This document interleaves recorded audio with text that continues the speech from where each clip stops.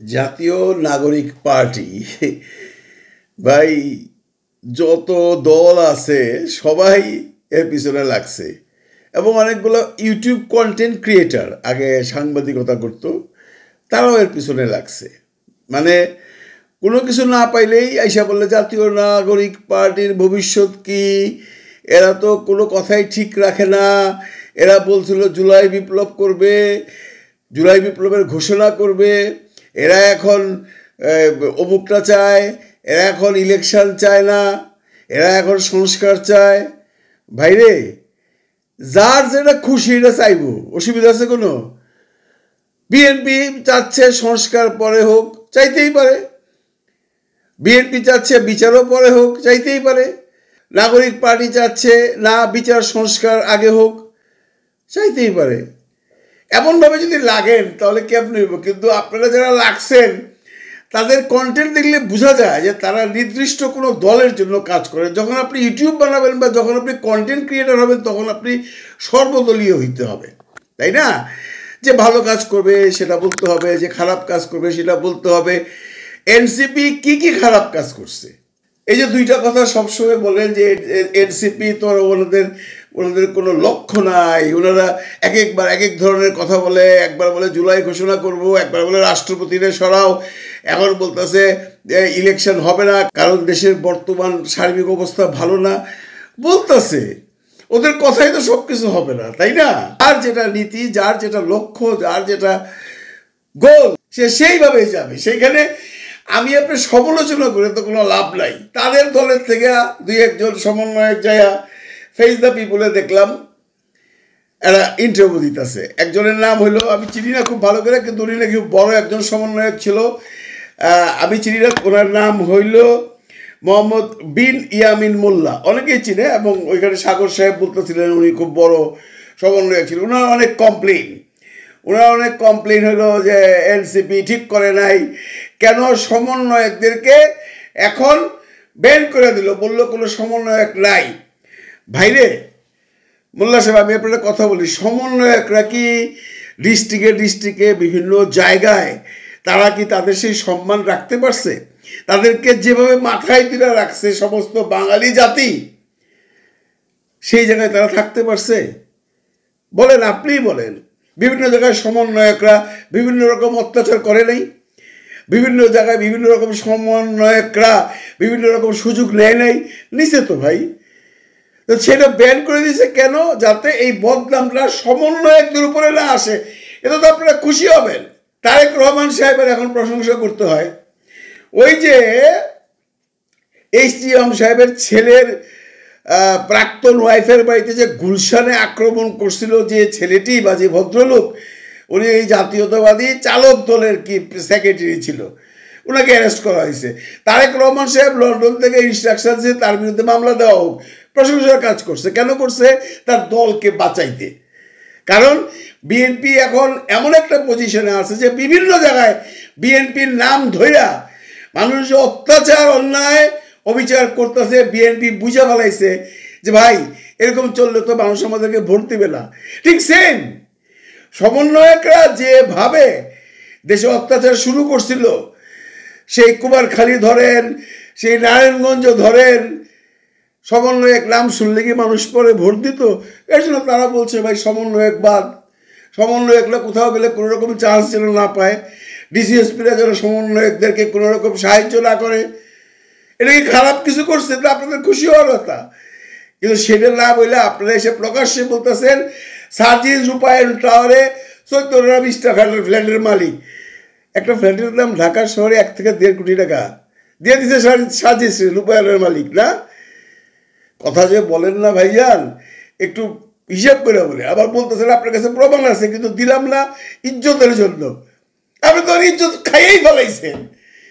আপনার কথা যদি কেউ বিশ্বাস করে তাহলে তার কাছে সার্জিসের কোনো মূল্যই নাই। তারা একটা বাটপার চোর ছাচ্চর বানাই দিয়েছেন আপনি একটা টক শোতে আইসা। তারপরেও বলতেছেন আমরা এগুলো দেখাইতেছি না। দেখাই দেন না, আমি চাই দেখায় দেন।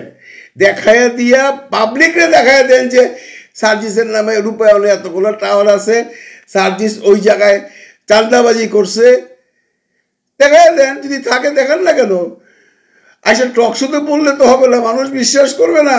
আপনাদের প্রতি যেমন একটা দল আপনাদের প্রতি বিশ্বাস করে, আপনাদের যারা অনুগত আছে, তেমনি সার্জিস নাহিদকে যারা পছন্দ করে তারা এগুলো বিশ্বাস করবে না। অনেকেই কথায় কথায় বলেন এটা একটা কিংস পার্টি, কিংস পার্টি আছে, হোক না কিংস পার্টি, কিন্তু প্রমাণ তো আমরা দিতে পারবো না কেউই। কথায় কথায় আপনারা বলেন তাদের এখনো 2 জন সমন্বয়ক আছে সরকারে, তারা তাদের দলের লোক, তারা কি কোথাও যে দাঁড়াইছে?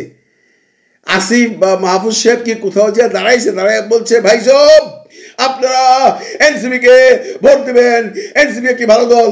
বলে নাই তো, তারা তো চুপচাপ। আমার কথা হলো কনস্ট্রাকটিভ সমালোচনা করেন। যদি সার্জিসের কাছে সত্যি সত্যি রূপায়ণ টাওয়ারের 10টা ফ্ল্যাট থেকে থাকে, যদি সার্জিস কোথাও আপনার চাঁদাবাজি করে থাকে, প্রমাণ দিয়ে দেন জনগণের কাছে। প্রমাণ দিয়ে দিলে সার্জিস আউট হয়ে যাবে এই দল থেকে। নাহিদের নামতে সমস্ত কথাবার্তা বলতেছেন না, কারণ নাহিদ তখন সরকারে ছিল, সরকারে থেকে সে এমন কোনো খারাপ কাজ করে নাই যে তার নামে 10টা কথা বলবেন। সার্জিস আর হাসনাত আব্দুল্লাহ বাইরে ছিল, তাদের নামে কথা বলতেছেন।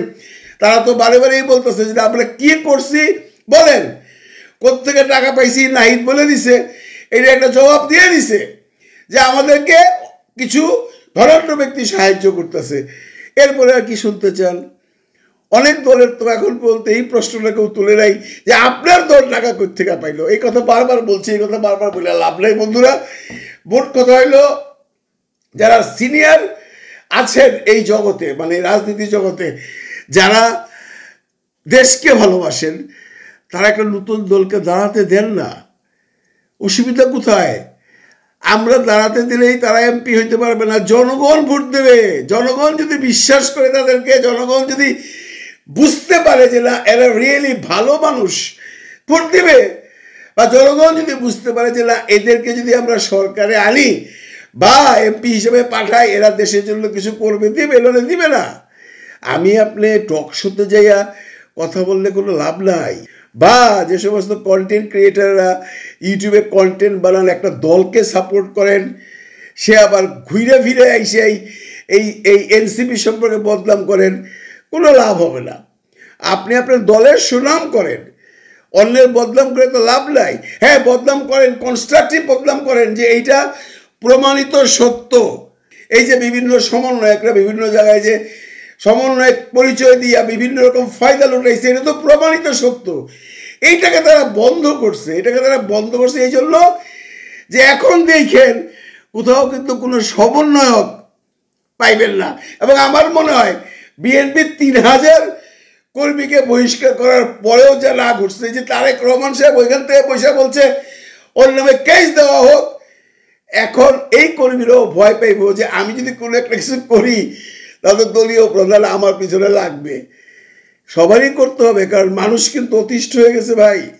এই অত্যাচার অনাচারের বিরুদ্ধে মানুষ এখন সোচ্চার। হয়তো বা মুখে কেউ কিছু বলে না, কিন্তু ভোটটা তো দিব গোপনে, সে বুঝা শুনলেই ভোটটা দিব। কোনো মানুষ কারো কথায় কিন্তু ভোট দেয় না। একটা কথা মনে রাখেন, তার বিবেককে সে কাজে লাগায়। তার বিবেককে কাজে লাগায় সে যদি মনে করে যে এই লোকটাকে ভোট দিলে দেশের মঙ্গল হবে, দশের মঙ্গল হবে, তখনই দিবে। চায়া পাওয়া যাবে না। ওই পান বিড়ি সিগারেট খাওয়া 500 টাকা দিয়ে ভোট নিয়ে নেবেন, সেই দিন চলে গেছে। এটা দিয়া বাংলাদেশের মানুষ বুঝছে যে এইভাবে দেশ চলতে পারে না। একটা নতুন দল আসছে, তাদেরকে উৎসাহ দেন। তারা যদি কোনো অন্যায় করে সেটা কনস্ট্রাকটিভ আলোচনা করেন। কবে কি বলছিল, কবে রাষ্ট্রপতি বিদায় চাইছিল, কবে জুলাই ঘোষণা বলছিল, ঘুরা ফিরে আপনারা ওইটা নিয়ে আসেন। বা কেউ যারা চান্স পান না এই দলে বা এই দল থেকে বেরিয়ে গেছেন, তারা যে বলতেছেন যে সার্জিস এই করছে, অমুক করছে, তমুক করছে, এবং এর বাইরেও আবার বলতেছেন এরকম হলে তো আরো দল হবে। করেন না, আপনারা একটা দল করেন। এই যে 2 ভদ্রলোক ছিল, একজন হলো বিন ইয়ামিন মোল্লা সাহেব, আর একজন ইসমাইল সম্রাট সাহেব, উনি বোধহয় প্রেসিডেন্ট পিআরপি মানে এটা জানি না। এই 2 ভদ্রলোক বলতেছে আরো দল হবে ছাত্রদের। করেন, অসুবিধা নাই তো, দল করেন না। ছাত্রদের দল করে আপনারা আসেন সরকারে। আমরা তো ইয়াং নিউ ডাইমেনশন চাই, জনগণও চায়। কিন্তু কতটুকু সাকসেসফুল হবেন সেটা ডিপেন্ড করবে আপনার ক্রিয়াকর্মের উপরে। সার্জিস যদি চুরি করে থাকে, সার্জিস যদি রূপায়ণে দখল করে থাকে, এটা ভার্চুয়াল মিডিয়ার যুগ, বাইরেতে সময় লাগবে না, সার্জিস একদম গর্তে চলে যাবে। ভালো থাকবেন সবাই, ভালো লাগবেন সবাইকে। খোদা হাফেজ।